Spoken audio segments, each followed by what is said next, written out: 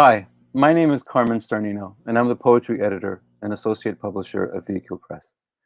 Welcome to the launch for Little Housewolf by Medrie Purdham. These digital launches have, of necessity, become a mainstay for publishers. Of course, we're all itching for the day, hopefully soon, when we can go back to doing things in person. But I don't think these digital events are going to disappear. I suspect that they're going to end up a permanent part of our promotional work. They often add dimensions you don't often find in traditional bookstore settings, and strangely enough, these events can feel a bit more intimate. But what I love is that we can beam in guest readers from almost anywhere, which allows us to do something more than launch a book, but also celebrate the community around that book and the literary friendships that have provided support and counsel. So in that sense, we are joined by two fantastic poets who are close friends of Medrie's and are familiar with her work. We have Sheri Benning, who is with us from Saskatoon, and Michael Trussler, who lives in Regina.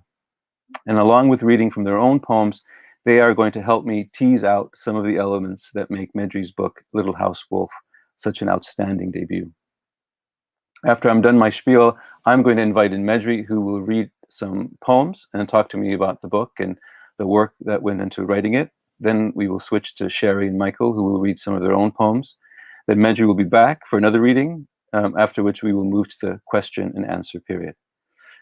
I encourage you all to post your questions wherever you may be streaming this, on Facebook or YouTube. We will be watching those comments, selecting the best questions, and one of them will win a free copy of the book. Just a reminder that if you're in Regina, you can get a copy of Little Housewolf at Penny Books, or you can buy directly from us at our website. We ship them out the same day, faster than Amazon. Good? Here we go. I like a poet who takes their time writing a book. I admire and envy colleagues who are speedy and prolific, but there is something special about a poet who is patient, who writes purely out of love for the possibilities of the art and is confident in the value of her work. Medrie has certainly been in no hurry. She has been taking steps toward this first book for as long as I've known her, almost 2 decades. She has taken the time, as Keats put it, to load every rift with ore. And the result has been a book of astonishing wisdom and maturity. Her voice is clear, assured, and completely her own. A few words about Medrie. She may be patient, but her poems have not gone unrecognized. Her poetry has been published in the most respected journals across the country. She has appeared in Best Canadian Poetry 3 times, which might be some kind of record. And she was shortlisted for the CBC Poetry Prize in 2016, and she was a runner-up in Arc Magazine's Poem of the Year competition in 2019. Medrie received her PhD from McGill University and lives in Regina with her family, where she teaches at the University of Regina. Now, bearing in mind her long apprenticeship in her craft, I asked Medrie to read 2 pairs of poems, an early poem, then a later, more recent poem. And then we could discuss the difference between the 2 pieces. Don't get me wrong, I don't mean to suggest that her book is uneven. It's a thoroughly accomplished collection. I just thought it might be interesting to track the technical arc from one poem to another, and how she and her writing changed in the intervening years. So I'm going to ask that we bring in Medrie now. Hi, Medrie. Hi, Carmen. How are you? Good. Congratulations. Thank you. Thank you. Thank you for that very kind introduction. I'm so happy about Little Housewolf, and I'm very grateful to you for taking my raw material and turning it into this book, which was quite an amazing transformation. Oh, it was hardly quite raw. Thrilling. Hardly raw, but I'm not overstating things, right? Like you have been working on this book, or some version of this book, for a long time. Well, you're not wrong about that. It occurred to me this morning that if the oldest poem in this book were a person, it would already be eligible for its COVID vaccine in Regina. That's a great line. Did it go through a lot of changes when you first thought about putting it together? Or did you, I guess my question is, did you have a sense early on about where you wanted to go? with this book?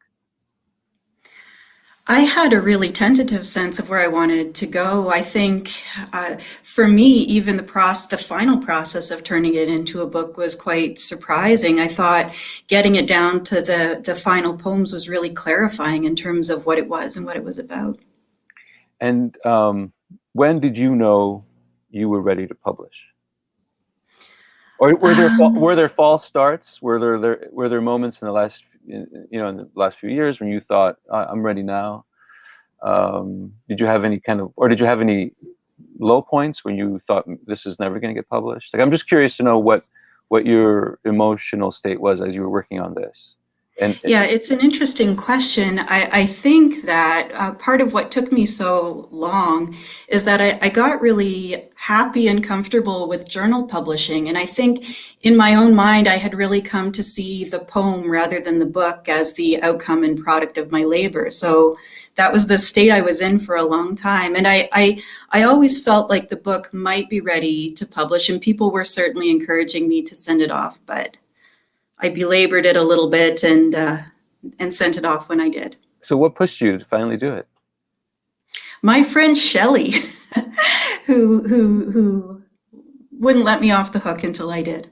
Oh, good for her. Yeah. Thank you, Sheri. So what two poems did you want to start with? Okay, so I will start with Gate on One, just called Hinge now, actually, my mistake. Yeah. This is a poem I wrote 25 years ago when I was an undergraduate in Richard Sanger's class at the University of Toronto. Okay, Hinge. And that was our domestic cliffhanger, to see how long that gate of theirs would yawn and dangle on its horse hinge. It was like a buccaneer who'd been told to walk the plank, but had caught the platform with one hand on his way down and was just waiting to climb back on board. It kept us on edge. We watched it every day, coming home over the backfield from the mines to the row houses, where that one gate sat on its slant, always swinging one-handed on its branch, creaking monkey laughter, while the air turned sweet and spores grew hungry under our feet. And every day we came home from over the way, every day at the same time, each to his identical little plot piled high with long moldy hay and lost plumage, and wondered if this would be the day the gate fell. It belonged to a family of 4 faces like Easter Island statues. Maybe they thought they could last it out. Think of the relief, though, of letting it fall, letting the blooming stalking pasture spill over between the posts, letting the neighbors make the joke about finally coming unhinged, sinking into the great, glowing, famished field, its undertow. That's great. That's great. And the second poem? So this is a poem that I guess you can recognize as a recent one because it makes reference to the quarantine associated with the pandemic. So okay. This is a new one.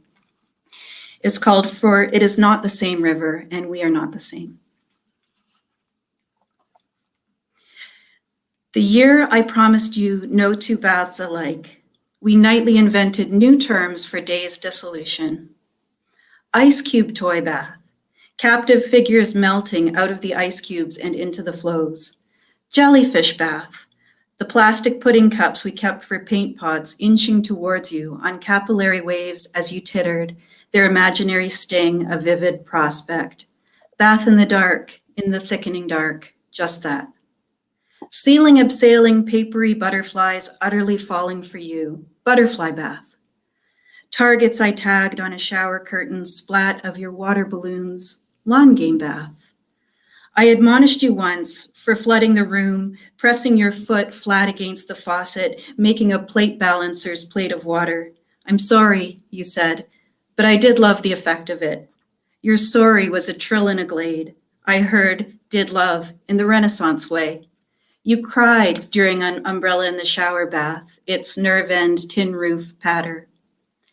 Now it's quarantine year, and you turn 12. Tall, private, full of headphones. My drive to show one day's difference from another, gone. Our knack for making worlds within our walls, gone. You keep your own hours up all night. When morning comes in at the smudged window, our fingerprints throw light everywhere, wash out our whole experience. Yet I remember a green bath, a snowball bath, a starts with B bath, alliterative broth of bowls, bubbles, and brachiosauruses, where a beater chewed the water as though it were addressing itself to the most anemic egg, and ebullient you, whipping up whirlpools, both riddle and force. Fantastic, fantastic. So Hinge is one of the first poems of yours I read, actually. I think I included it in the folio of Montreal poetry that I put together for the New Quarterly. It must have been very late 1990s, early aughts. I don't remember. 98, I think. 98. Okay. But when I got the final, and I panicked, I have to say. In the end, you need to put it in. Sorry, I think we froze there. When I got the final manuscript from you, it wasn't in there, and I panicked. And you agreed to put it in, to sort of my relief. And I have to say, I love that poem. I have never forgotten it. It's vivid strangeness. It's sort of inventive image making. It's like a fever dream. Very confident, very controlled, with that dazzling ending. And For It Is Not the Same River was one of the, as you put it, one of the latest, most recent poems to make it into the manuscript, and like right under the wire. And I really admire it. It's subtle, it's layered, it runs together different kinds of experiences at the same time, and all of it is held together by a kind of very complex play with syntax. And the tone, I thought, is pitch perfect, simple and intimate.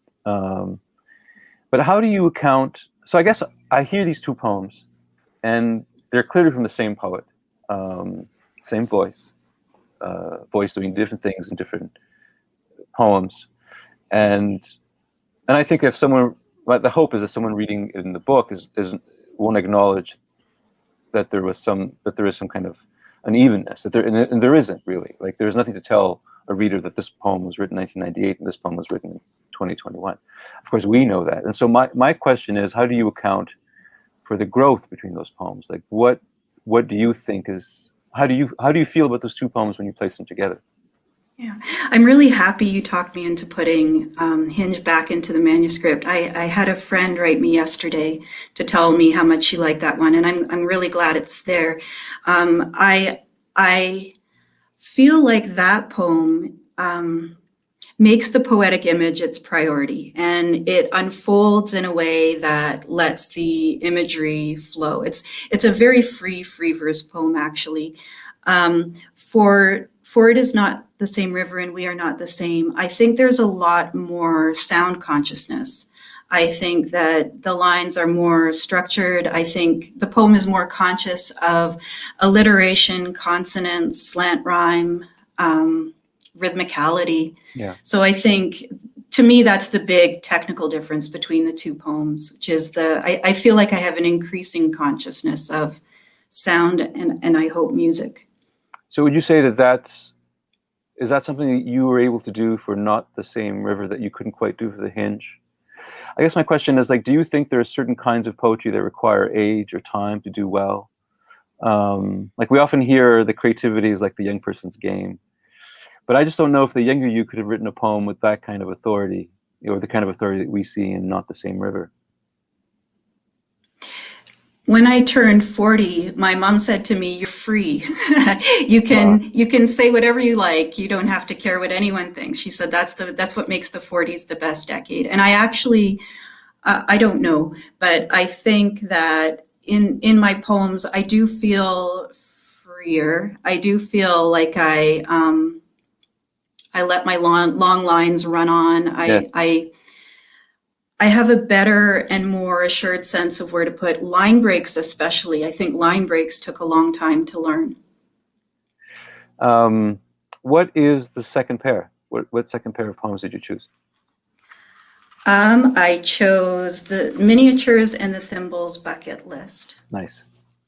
Okay.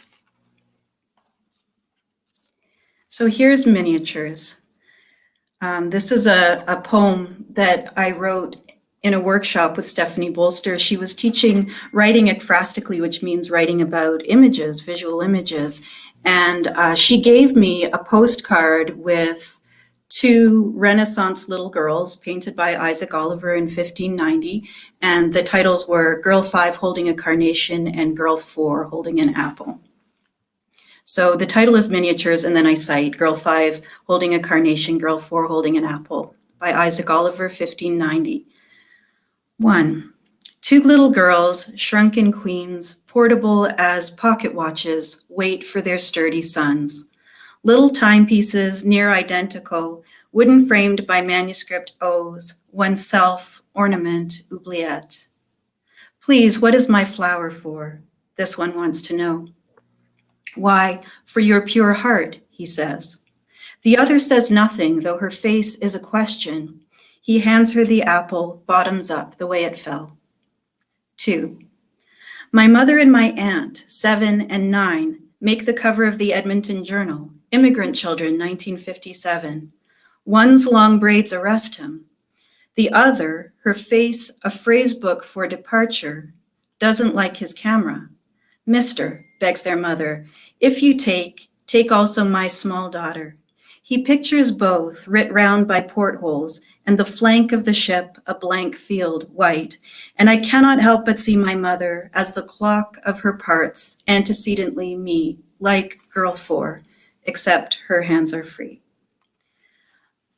3. A lady in waiting helps the children, off with the adamant dresses, the velvet brocades, the nest of stays, the collars with their tulle and framing lace, the beaded caps, stuck pincushions with widow's peaks in front. What was your flower for? Asks the younger, undone and full of speech. The older frowns and can't remember. But later, under the soft down, she drags it from the pool of hours. Why? For my poor heart, she says.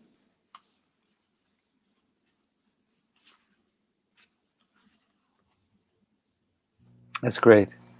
And you can jump right into the second one, and then we can start talking about it. Oh, right. Yeah. Sorry, I forgot the second one. Yeah. Okay. The Thimbles bucket list. This is a recent one. This is from 2019, and I was by then consciously interested in miniature things, which I wasn't when I wrote Miniatures. And I had the idea that maybe I would write a series of poems about the little pieces from the Monopoly set. And I started with the thimble, and then I moved on to the top hat. And then I remembered how much I hate the game of Monopoly. So that was the end of that series. But the thimble poem survives. The Thimbles bucket list. To be a bucket, like a house cat to a saber tooth, like a leaf to a canopy, to grade up, to contain, yes, an abundance. To cap the digit of a falconer's glove, to anchor flight's first maneuver, to be needled by nature, to be ornamented, to be indistinguishable from a crown in bird's eye view, a trick of scale, to be stolen by a magpie, to line a nest and to be overgrown there, sighing, so much for the monarchy, to be the subject of a child's brass rubbing, metallic pastel on black, to play a shell game with 2 others and a pearl, to be the mortar to a pinch of cure, to line the keyhole of a piano, to resonate, to name a note as the threshold of all trembling, say the middle B flat, to know the child prodigy who played scales with one hand while catching flies with the other, stuffing their bodies into the keyhole, to be exactly that carnivorous, to be carnivorous to music, to be lost while on a picnic, to stand empty in a crosswind whiffling, to decorate a sundial, pepper the light in a garden, to learn increments of time finally that are not seconds, to visit the bayou tapestry, reading the linen from the finished side, to see the horse, the hawk, the man, the war, the conference, the king, the fording of rivers with shields held high over heads, to defend the storyteller, to let her put her hand in the mouth of truth and not mind the scorpion, to jam the torturer's tongue like a stone in the beak, to fence knowing intimately the poignant strategies of the foil. No, instead to work, to settle into detail, to work a Dorset wheel button spoked with 100 stitches, to keep revisiting the center, to be touched again, again, again, again, again. That's marvelous, marvelous. So we should, I think, say a few words about one of the conceits in the book, which is miniaturism, right? So the book. I mean, this is something that we played up in the edits, but it was certainly very clear to me in the manuscript that I got that the book plays with scale, the big questions, big forces, you know, with small things, in many cases objects, but also small moments, which you're all against these the sort of the bigger ideas, mortality, love, or just nature. I mean, nature, disappearing nature, the sort of environmental crisis is a sort of a constant. It's a constant worry for you in this book, and you find very ingenious ways of sort of exploring it. But I have to say, it was very clear when you were reading this poem, and this may sound a bit counterintuitive, reading the two poems, but like the Thimbles bucket list reads younger to me, even though it's a more recent poem. I mean, it's intellectually alert, it's more open to feeling, it's full of life. In terms of lineation, it explodes on the page. I don't know if readers can see that if that's clear here, but you're just shooting along the page, like, you know, it's all very controlled. But there is, I mean, I love miniatures. It's very stylish, it's witty, it's deft. But the thimble bucket list has a kind of linguistic sprezzatura. I mean, formally it feels much freer. So it's very funny to have your mother's comment sort of ringing in my ear now. Is that how you see it? Is that how you see the two? Is the more, I mean, so, you know, both are sort of, in a sense, treatments of smallness. But one poem treats small as a very small thing, and the other poem treats smallness as a very big thing. If that makes sense. That's right. That's right. I think there's an interesting distinction to be made between things that are small and things that are miniature, because there is a difference. And I guess the first poem, the miniatures poem, was the one that first sort of awakened me to that difference. Something that's small is only small, but something that's miniature is an artful reduction. It's been made miniature in relation to something else. So, for example, these portrait miniatures, and there are other poems about portrait miniatures in the book, they're a souvenir. They're made to sort of reduce time and flux and whatever, to capture these children in this moment of innocence and hopefulness. And maybe the same thing is true of the photograph of my mother and aunt in 1957. But there's a deliberate reduction there. And that's what interests me, because as you say, when you contemplate things that are miniature, you also contemplate the things that you're miniature in relation to. So time and nature and things like that. And to me, I agree with you that these poems feel much closer in time to each other than Hinge and the Bath poem do. I feel like Miniatures is completely consistent with my present style. It's funny, it's the shorter, more controlled poem, but of course it's about a reduction. And then the Thimbles bucket list, which is about the expansive, poignant possibilities for this little domestic object, the thimble. It takes a lot of liberties with the line, and it's maybe that is my mom's notion of free speech post 40. I don't know. That's great. I love that idea. I'm going to have to use it. So I think I'm going to thank you. That's great. We're going to have you come back for a proper reading without me nattering. But I am going to sort of ask you to be pulled back so we can turn to our readers, Michael and Sheri. Michael Trussler and Sheri Benning both are old friends of Medrie's, and so I'm happy that they've agreed to take part. We're going to start this reading with Michael Tressler. Michael has 2 upcoming books, a poetry collection called Rare Sighting of a Guillotine on the Savannah, which Mansfield Press is publishing in October. And he also has a collection of creative nonfiction essays called The Sunday Book that Palimpsest Press is publishing in spring 2022.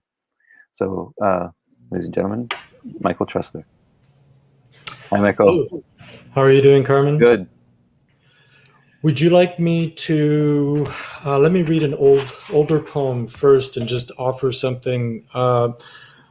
We feel honored in our house that Medrie has titled the book the way that she has, because we had a border collie for a number of years, and when we would travel, Medrie's family would often look after her. Her name was Frida. And I gather that Medrie's son called her a little housewolf. Unfortunately, we had to put Frida down last year. So I thought that in honor of Medrie's book, but also in honor of Frida, I would read a poem that I wrote for Frida. Now, I should just let people know that in Regina, at the edge of the city in the prairie, there's a large dog park where dogs can be let go, unleashed. And this was a favorite place that Frida used to like to go to. And I'll just mention one other thing about the poem. I referred to Kurelik, the painter, who in my imagination makes a visitation on the prairie, as he often did paintings of the prairie. So here we go. This poem is called Inside the Dog Park. And it's for Frida, who is half border collie, but mostly sentient wind. It begins with an epigraph from Saul Bellows' The Dean's December. A dog barked, whined, as if a beater had given him a whack, then barked again. The barking of the dog, a protest against the limits of dog experience. For God's sake, open the universe a little more. Bellows dead now, but I've been thinking of that dog that once barked metaphysical rebellion in broken Chicago. And today, I've wished him here in the dog park. Regina has recently given up some of its prairie for unleashed dogs to run across. Niagara Falls. Humans place words on top of space, I tell Frida, named after the painter. Frida, this dog park is huge. It could easily be the flattened spray of Niagara Falls times 5, if drained, across trodden and thistled grass, reincarnated sunsets. But you, Frida, running an eclipse without planets or tapered moons or anything that's without freedom. First, you stop and look back to make sure that I'm still in range. And then you let me know that no one can identify what continuity actually is. There's pause and froth and deciding who's boss upon each and every ready encounter. There's life on 4 legs lived invisibly. These dogs leap from Pompeii, Kawi Kanem, as abandoning form. These dogs, each with 3, maybe 5 bodies apiece, know the trick is to collide without once losing your ground. And these dogs know what fences do, but not what they're for. These fences at the prairie's edge, where the sky is the same blue-gray as the numbers tattooed in their ears, I'd like to invite Kurelik back from the dead to paint this place, take it in. Inside his sudden glance, joy's a reasoning phantom, always burrowing out and into the light. His eyes' lungs would love it here. The few trees the dogs love to piss against, the big-breasted small woman in her brilliant red hat, the way that people are mostly the coats they wear. The unnecessary clouds, a needle to the creek's intelligible thread. No one listens as well as a painter does. And Kurelik, back from the dead, keeps repeating that there's only one currency, the baring of teeth and the command to look now. So that's to Frida. The second poem that I'm going to read is in honor of Medrie's notion of miniatures. Something that my wife and I do is collect plastic animals and figures and so forth. And a while ago, picked up a small Australopithecus. As you can see, the Australopithecus is a mom, and she's holding a baby. And I imagined what it would be like for the original Australopithecus, Lucy, our original mother, to know what her species has done, to know what her descendants have done. And so I imagined speaking to her as she's made of plastic and talking to her about our world. The poem is called As Unnoticed as Possible, for Lucy, our original mother. There's almost always two of them, mother and or mother with her child up against a tilting shoulder, a breast about to tire, and four separate hands, each gathering its own task, each finger an enunciation of trust, care. And this particular pair, an almost young Australopithecus looking far away down into the distance, yet beneath and between us. Her offspring, a toddler mesmerized by something looming behind what's already here. This ancestral pair, the color of sun tape over shadow, is factory made from plastic, is conjured from the gasoline haze above the playground in the toy city. An unforeseen cosmopolis done in by polymers, some in the neonatal intensive care unit, and others inside our luminous and ever-improving toothpaste. River run, an infinite regress of bodies, these Instagram islands, a floating montage from me across to you, from that jet trail passing instantly to itinerant sea star, to whatever gods hummingbirds once knew, the telepathic and invisible ones. She's anxious for me to learn, panic being something we both know. So, congratulations, Medrie. It's a wonderful book, and it's great to be your colleague.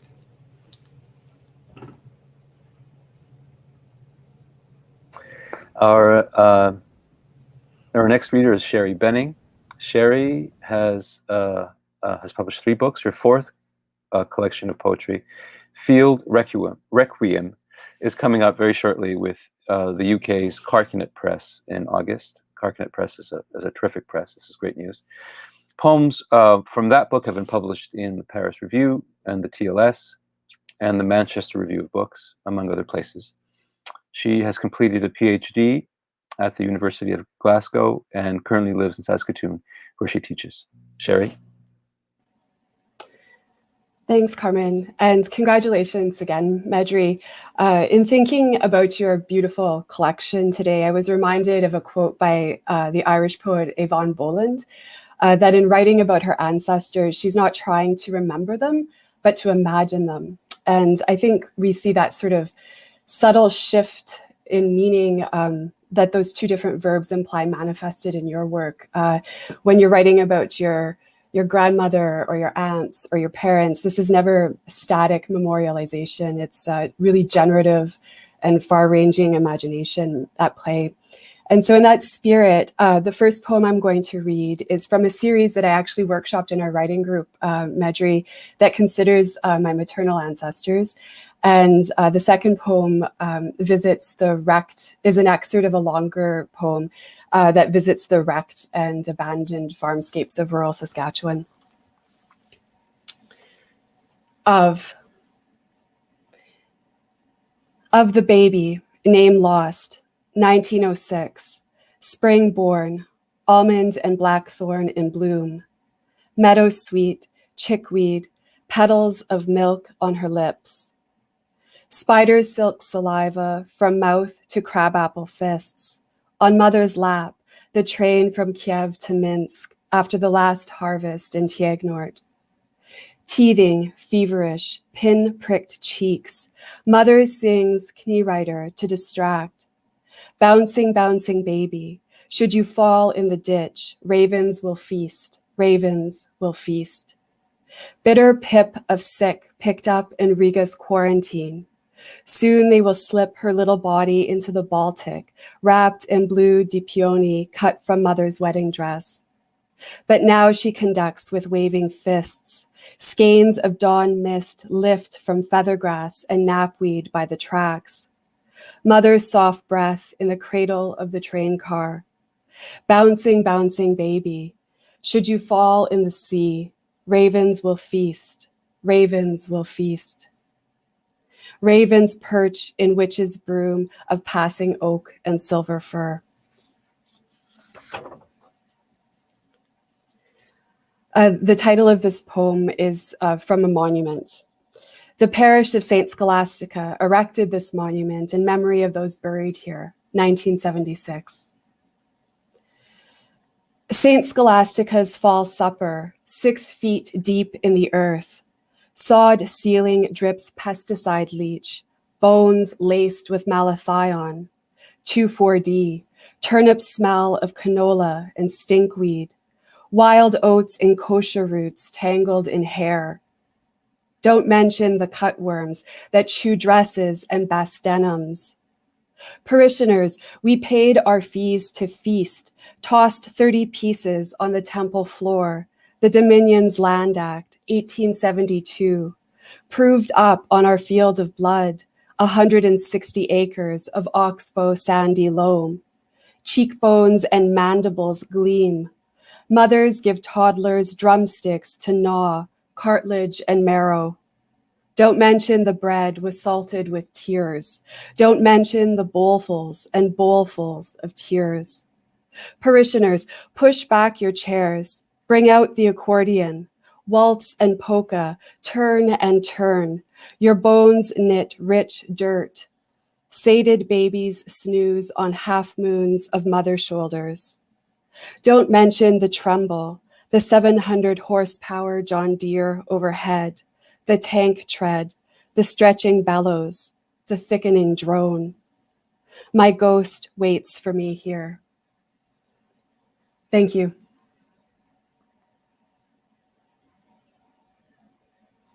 Medrie, you've been very lucky in your friends. They're great poets. I'm going to ask Medrie to come back and have her read a few more poems because I want to give viewers another opportunity to hear how gorgeous these poems are. So I will disappear and invite Medrie to read again. Thanks, Carmen. Hi again, everyone. Mike and Sheri, thank you so much for those beautiful readings. It's a real honor to share this space with you tonight. I'm so happy. I should mention to everyone that Mike and Sheri are in a group of friends that I write with, and that group also includes Trani Grand, Kathleen Wall, Melanie Schnell, Jess Battis, Tracy Heyman, and Tara Dawn Solheim. And the evenings that we spend together working are some of the happiest that I pass. So thank you very much. I'll read a few more poems. I'm going to start with one called Deciduous Song.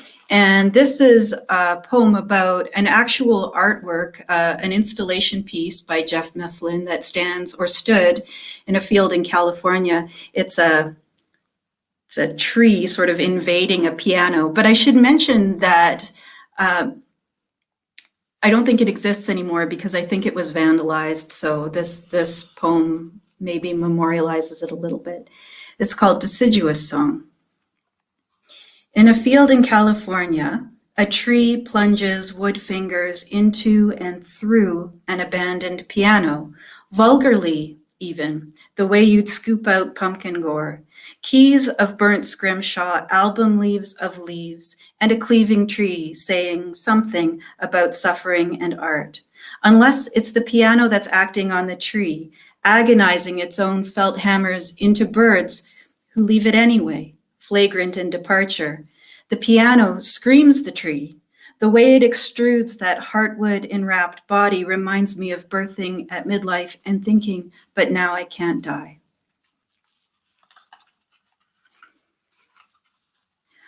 This one is a poem about my son, Rowan.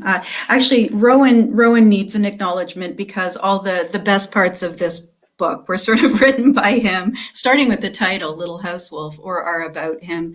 And this poem is about a time in our lives when we were going every week to the Science Center because they had a exhibit on about Leonardo da Vinci. They had Da Vinci's notebooks. And I don't know if this poem will come off the page because on the page it's sort of, you can see that it's in two modes. One where the mother is in an imagined conversation with Leonardo da Vinci, and another where the mother keeps digressing into a story about her son pretending he's Leonardo da Vinci. It's called Da Vinci Mommy Blog. If I could be the tour guide of our time, Da Vinci, I jockey to be the one to reveal humankind on the moon and that incorruptible footprint in a place without weather. My little son loves to hear the part where the great bird, the kite, settled itself on your infant mouth as though it were a gate of entry. But no, maybe the moon is obvious. Maybe the ocean floor is the place to start. The lightless, nameless part of creation, the dead sperm whale coming apart to the nips of the meter-long sea lice that would be albino if the word in that place could mean. These are the things we can really look upon. When my son plays his Da Vinci game, he offers me parts. You can be Sally, the companion, he says, and I'll leave you the Mona Lisa when I die. Or you can be Andrea Verrocchio, the teacher. Oh, but then I would have to surpass you. You can be my mummy. Sorry, I digress. Photography. I want you to see the macro photographs of the lives of snails, of the insides of instruments, the cello that is otherwise a ship's cabin, the trumpet that is otherwise a dwarven ruin. He started carrying notebooks because he saw yours. He thought your anatomical drawings were inventions. He said of the uterus, look, I invented a place to keep folded up babies. He stroked his chin at the scale model of your ideal city and said, interesting, my ideal city seems to be a city for mice. You should try planes, trains, funiculi. You should go on a Ferris wheel or the drop of doom. You should lose a loved possession on the tracks and have it restored to you by a triumphant concierge. I have to tell you how he cried over your brass horse, your monument to the Sforza family. As you, he considered the question of whether it could be done rearing up at that scale. He saw it as a distraction from his research.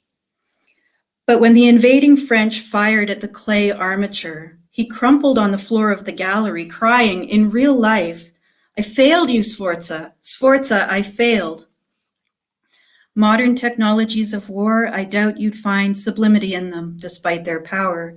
Your tank is as quaint as a teapot and can only move on perfectly smooth ground. That you are an awkward imaginer of destruction is what I love best, Da Vinci. When he heard that they used the brass that was meant for your equine monument instead for bullets to repel the French, he broke. How can something be both, a horse and a bullet, he wept. How can a bullet be made of horse? It's okay, we said. We said you were a great man, Da Vinci. He said I died in the King of France's arms. Okay, I don't know if there's time for one more or more.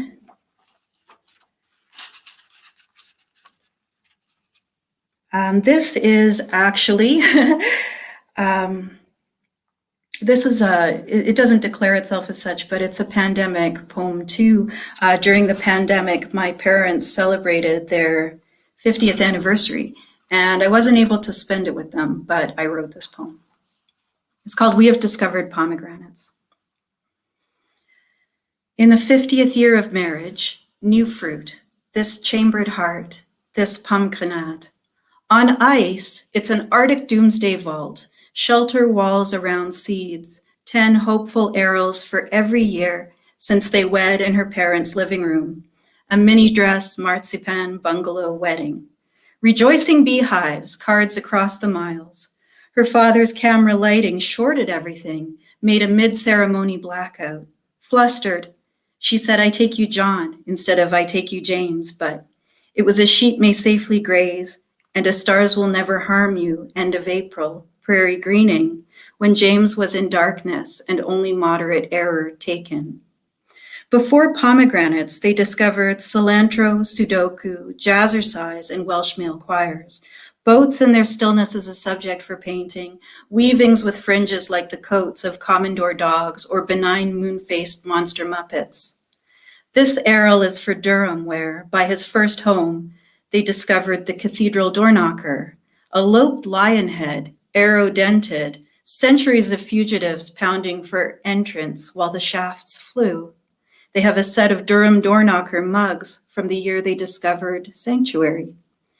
And these arrows are for the years everyone started coming back home, flying from the arrows of separate hurts to the magnolia-hearted peace he and she had created, her mother, the children, even the baby, all growing back to themselves in the arbor of that marriage.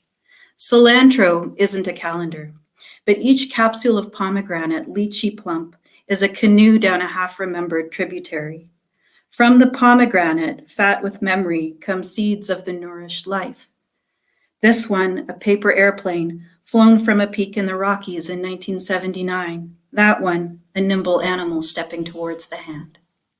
Thank you.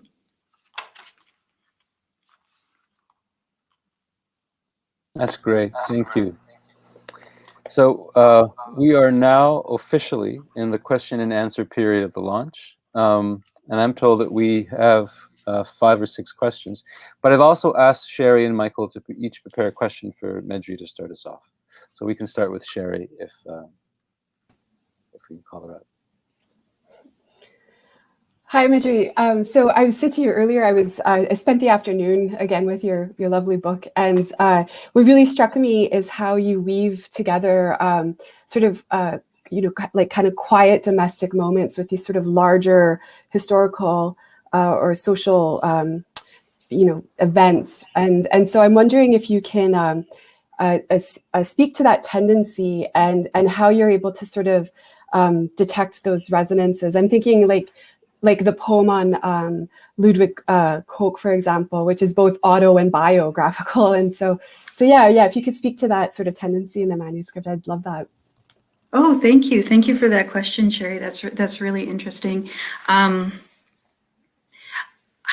I think that I've always written lyric poems, so poems that are personal, where you identify the speaker of the poem with the author. And I think that's just inescapable for me. But what I love about the poetry life is you always have to be interested. You have to take an interest in everything. You have to be curious about everything. And I think that there's always a way of relating yourself to others, the world, nature, the universe. I'm really glad you raised the Ludwig Koch poems, because they were so interesting to think about and write. Ludwig Koch was born in 1881, and at 8 years old in 1889, he made the world's first recording of birdsong, which I think is really noble, because I also got my own recording device at 8 years old, and I only used it to impersonate my sister's conscience in hopes of manipulating her. So Ludwig Koch gave humanity a great gift at that age. He made this recording, and he continued his recordings throughout his life to build this incredible nature library, which he broadcast on the BBC. And he kept this library going through the most adverse of times. He had to flee his native Germany and moved to England in 1936 because he learned that his clerk was spying on him for the Nazis, and his life had become unsafe there. But he interests me so much as a poet, because I look at him and his recordings and I think about his life as a life spent listening, which I think is really quite special. Mm-hmm. especially in this age of sort of increasing emphasis on visual narrative forms. And I think too, as a poet, yeah, I don't know a lot about birds. A lot of my poetry friends really do, including Michael Trussler, who read before you. I don't know very much about birds, but I think it's appealing to see my interests reflected in that book, because I love how Koch has had to be both a memoirist and a translator, because he gets so excited about birds who sing sequences of notes that he's never heard before, but he can't express in language what he's just heard, which is to me an interesting and poetic conundrum that he has to translate it. No, that's really, yeah. And even just your answer sort of, I mean, I'm going to sneak another question in here, speaks to sort of like, you know, how far ranging your interests are, right? And so I'm curious about the shaping of the manuscript, particularly at the latter stages. Like, how do you discern what stays and what goes, given that this is a project that that's been ongoing for a decade or two? So, yeah. I would say that a lot of the final decisions were made by Carmine, which was lucky for me, because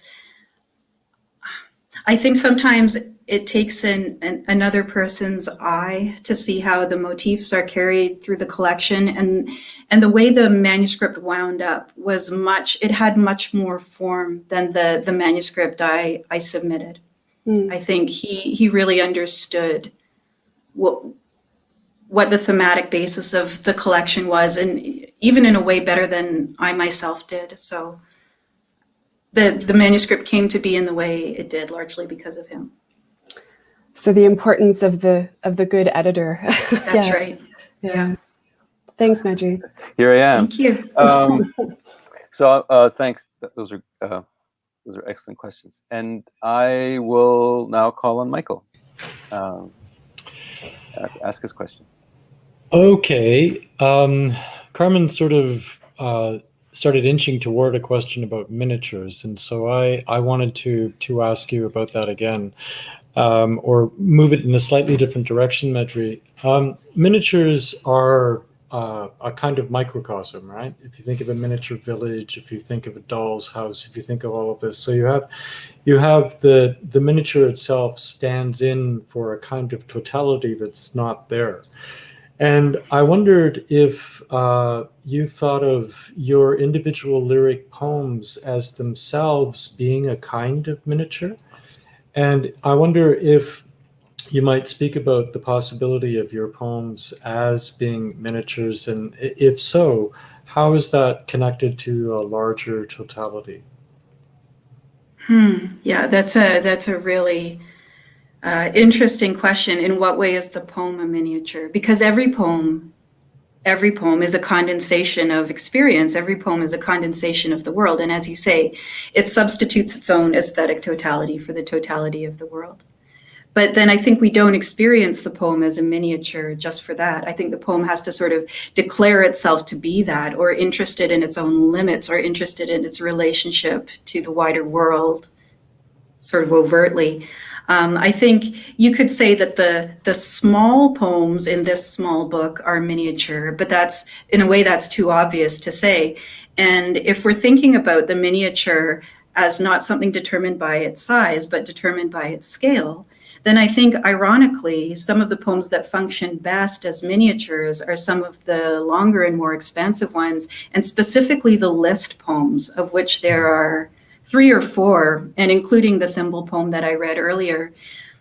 I used to be really interested in the way poems decide what to include and not to include, how the poem achieves its totality. And when I had that research interest, I looked into list poems as a poetic technique, and I learned that the list usually functions as what critics might call a sort of transcendental metonymy, which means that the list communicates to us that it would include even more if it could. It would include everything if it could. Mm-hmm. So a poem like The Thimble's Bucket List, it has no natural end. The Thimble's desires could go on forever, and the closure is arbitrary. But in that way, I think the list poems are more like miniatures, more like condensations of the world than actually shorter poems. Well, I love the image that you have of the tree and the piano. I mean, that's just amazing. But right there, you've got, you know, the compression and the dialectic between nature and culture, you know, sound and growth. I mean, it's quite a skill you have. Thank you, Mike. I loved hearing the way you worked in Kyrillic into your Frida poem, because I remember that when Frida was around, you would hang art at her eye level so that she could appreciate it too. So it was lovely complementarity to see Frida's life and Kyrillic imagery in that poem. Yeah. Great questions. I hope that answer about the list is actually quite moving. That the list implicitly suggests that it could contain everything. So we can move to audience questions now. I will just wait for the questions to pop up. So Kelly Jo Burke, I'd like Medrie to reflect on how motherhood and poetry has fused in her practice. Great question. I mean, there's so many motherhood poems in this book. That's very true. And actually, Kelly Jo not only produced but also performed some of these poems, including Rowan We Are Ordinary, which is sort of maybe the first motherhood poem I ever wrote. I wrote it when Rowan was a baby. I found that motherhood reinvigorated my interest in everything. You know, suddenly you have occasion to go back and look at dinosaurs and really look at Da Vinci, really look at the way things work. And so I feel like from the minute I became a mother, my imagination became sort of continuous with my child's imagination, and that was quite a ride. These poems were substantially written in the years when my oldest child was growing up, which is why it seems at times to be more about him than my younger child. But his interests were so varied and so many that there was a novelty of experience there for me that really got me writing again. Great. James Park, how do you feel your poems have evolved over the years? Do you think you could have written this book 5 or 10 years ago, or did you have to grow into it, for lack of a better phrase? Hi, James. Thanks for that question. That's yeah, I ask myself that all the time. I don't know. I think I could have written a similar book 5 years ago, maybe even longer ago, but it wouldn't be this book. And I like this book in all its particularity. I like the way the most recent poems function in relation to the earlier poems. And I think I've just come to accept that I'm a late bloomer. I was slow to write my PhD. I was late to have my children. I lost my last baby tooth at 34. So it's just another one of those things. Yeah, I think you definitely did grow into certain aspects of your gift. So, I mean, because I can spot some of the earlier poems and I can see their connection to the later poems, and I know that you've gotten more effective or better at certain kinds of moves or effects. And so, I mean, that gives the book an incredible through line, so that it's the same voice, but it's just different iterations of various aspects of that voice. Well, you become more self-conscious, right? Yeah. You learn what your book is about in writing it. I would find it impossible to say, I'm going to write about X and then write that book. I find that I have to write some poetry and then perform some kind of act of self-interpretation and then maybe try to write to that theme or pick up that theme. Interesting. I think we have more questions. Bruce Gilchrist, Medrie, what has your teaching poetry brought to your writing poetry, and has it made it more difficult to settle on the task? Hi, Bruce. Yeah, the teaching makes it, in one way, more difficult to write, but I regret nothing. I'm not a poet who teaches on the side. I teach and I write poetry, and they're both important to me. I love that work. Teaching has brought so much to my poetry because I'm always in conversation with wonderful writers and wonderful thinkers, and you know, I'm so grateful for the honor people give me when they ask me to supervise their poetry work. And I learn so much from it, and it makes its way into my poetry. I don't know if I can show you exactly, yes, I can show you exactly how. And this is just an emblematic example. This is true of many of my students, but you may know the poet Cassidy McFadden, and this is a long time ago for her now. She's written quite a lot since, but when she was at the University of Regina, she was working on riddles in the Anglo-Saxon style, and they were so good that a lot of people thought that her original riddles were translations from the Book of Exeter. Well, I heard her influence in my poem about the bath, which used to have an inset riddle in it and still maintains the word riddle at the end. But I always think of Cassidy when I think of riddles, and I always think of other students who are tied to other genres for me, always and forever. And I think that the way those lines move and the alliterative patterns are a way in which my ear has adapted itself to those conversations way back then and those poems. So the students enrich my poems incredibly all the time, and I feel very lucky to have them in my life. Oh, fantastic. Next question, Jean, which poets have influenced you? Oh, this is the tough one. Jean, that's so difficult because I read so much and I love so many poets. One of my first academic interest in a single poet was P.K. Page, and I would still say P.K. Page. This year I'm all about Natalie Diaz, but I love so many poets. One more question.